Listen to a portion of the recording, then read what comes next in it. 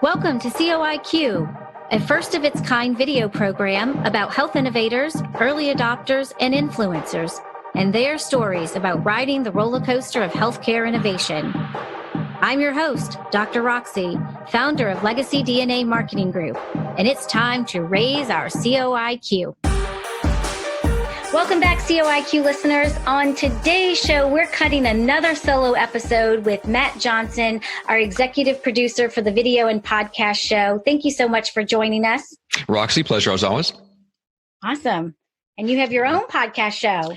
I do, and enjoy having kinds of deep conversations. So on my own podcast, we talk a lot about strategy in the area that I operate in. So when I show up to these, I know I'm going to have a really in-depth, really good conversation, and I end up pulling things out of this that I can go apply into my own business, which is a blast for me. But we're going to talk about strategy on the fly, strategy being kind of static, and there's this idea, and I think a lot of people have, it doesn't matter what field you're in, but especially it seems like in healthcare, that hey, you just get the strategy right once, and then just let's hit the ground running, let's get to market, let's get out, get it in front of systems, get in front of users, let's just get out there and do it, right? And then that will take care of itself. And it kind of goes back to the thing we've talked about before, which is that hey, as long as you have the best solution, it's going to win out, which we've dealt with before. We know that that's not true. So let's talk about strategy a little bit. What's your feeling on it?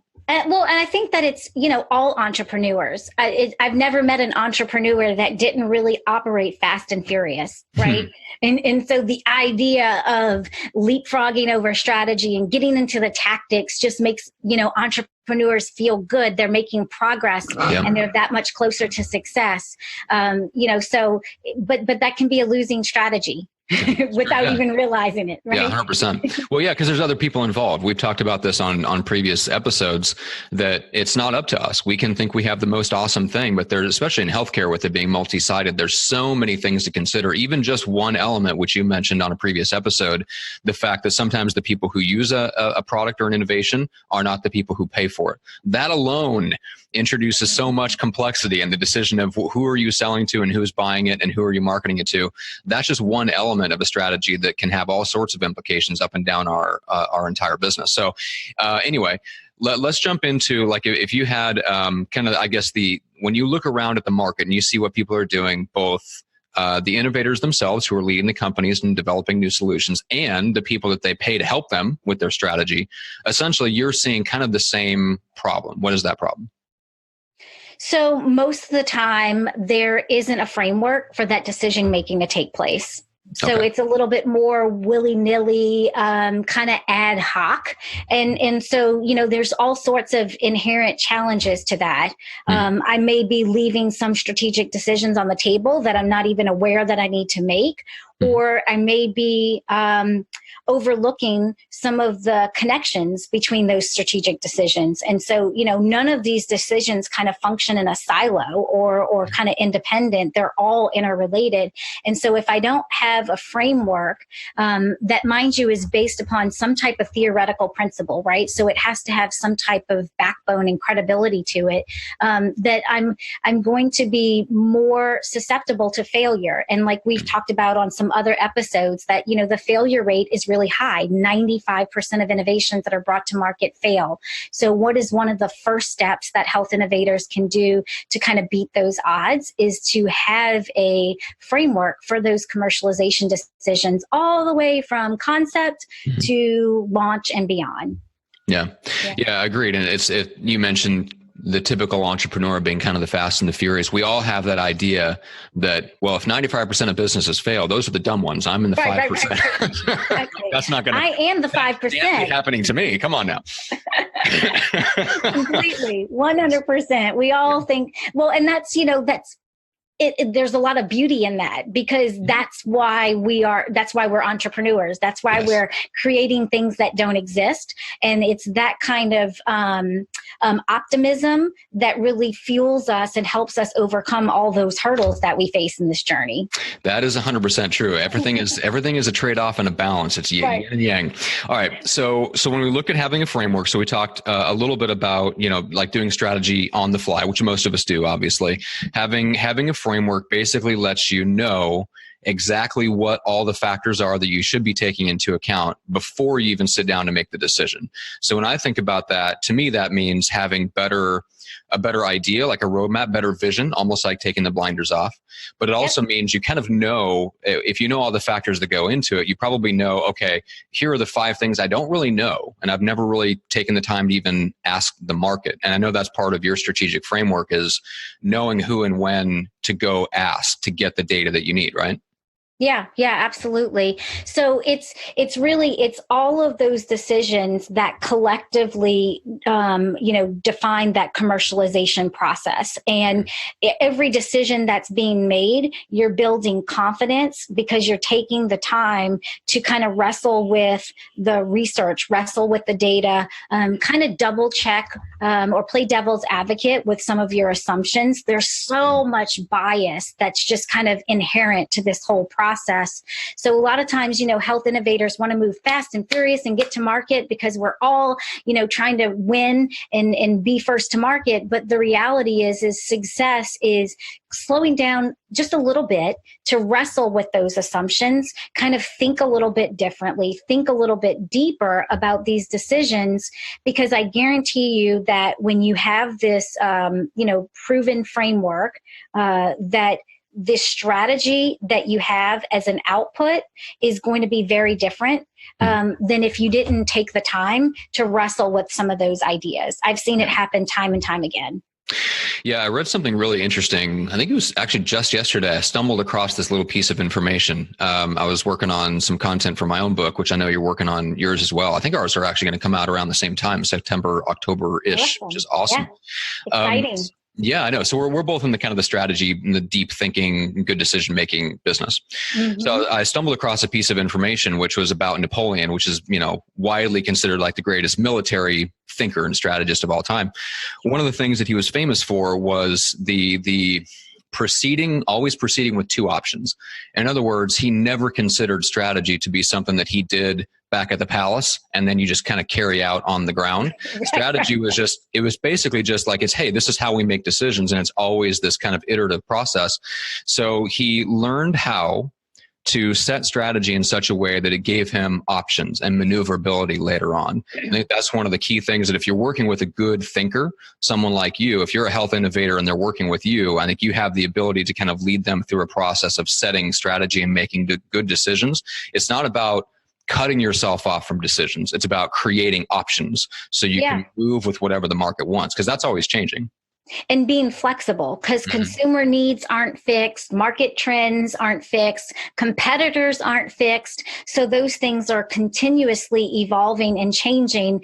And so, the work that I do with folks is that we're developing that emergent strategy that we're going to go to the market and test. Yes. And so even the work that we do together over this 12-week period is, we're not saying that at the end of those 12 weeks that all those decisions are fixed and we're confident that this is the exact strategy for going to market. We're just saying that we believe that this is our most profitable strategy based upon the data and the research and the framework that we've used.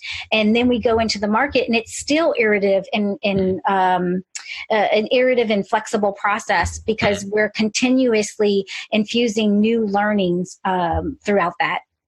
Yeah, which is, we alluded to it before we hit record, but I wanted to bring it into this conversation. You mentioned something that basically the waterfall doesn't work, right? That kind of project management decision style. Explain a little bit about what you mean by that, because that is, we think of it in terms of, if you were to kind of lay out this process of setting your strategy, that's probably what most people would do. Okay, I'm going to make this set of decisions and then lock those down. And then I'm going to make the next set of decisions and lock those down and shove them in the closet because they're made, right? Is that what you mean by the waterfall method? Yeah. And, and to your point about, Napoleon, when he's out on the field, the battlefield, he's not like, oh, well, you know what? The opposing team, did something differently and now our strategy is not effective, but we made that decision And so we're going forward with it anyway, right? Right. They're adapting and changing. And so, the waterfall method can be successful in a lot of applications. But I think when it comes to developing your commercialization strategy, that it's just really not flexible enough. We need more of an agile methodology that we're using to build that commercialization strategy, because like you said, it's not fixed where you're making decisions and it's in this specific static sequence of events. It's not like one thing happens and then it ends and then another decision is made and then that ends and so forth. It's iterative. It just continues of, build, test, iterate, build, test, iterate. And really sometimes it's hard for health innovators to kind of swallow, because we want to check it off the list. We want to mark it as done. But this is really a process that happens throughout the entire life of the company, because it's always changing. And so we will get to a point where we believe that we've got a deliberate strategy that we say, okay, we've identified product market fit, and we believe that this is going to be our scalable strategy for scaling the business and really growing. But even at that point, you're still analyzing the landscape. Even if it's just insurance, like evaluating new competitors, evaluating the trend in your overall market niche, you always need to be, eyes open. It's I think one of the things that entrepreneurs would love to be true, but it's not true, is that success comes from putting the blinders on and just working your tail off, and then everything will be fine. I wish that was the case, because if the only thing that separated us from success was hard work, well then, there'd be a lot more successful people. Sadly, that's not the case. So I don't think we can really ever take the blinders and keep them on. We need to kind of always have the blinders off. We need to focus on what we're doing, execute the strategy we've set, but still be consistently keeping our eyes open and knowing what to look for. And that's where that strategy framework kind of helps. Even once we know what we're doing for the next 90 days, understanding and having that framework in place gives you a way to consistently reevaluate your strategy without starting from scratch every time. You're just looking for the specific factors that are important.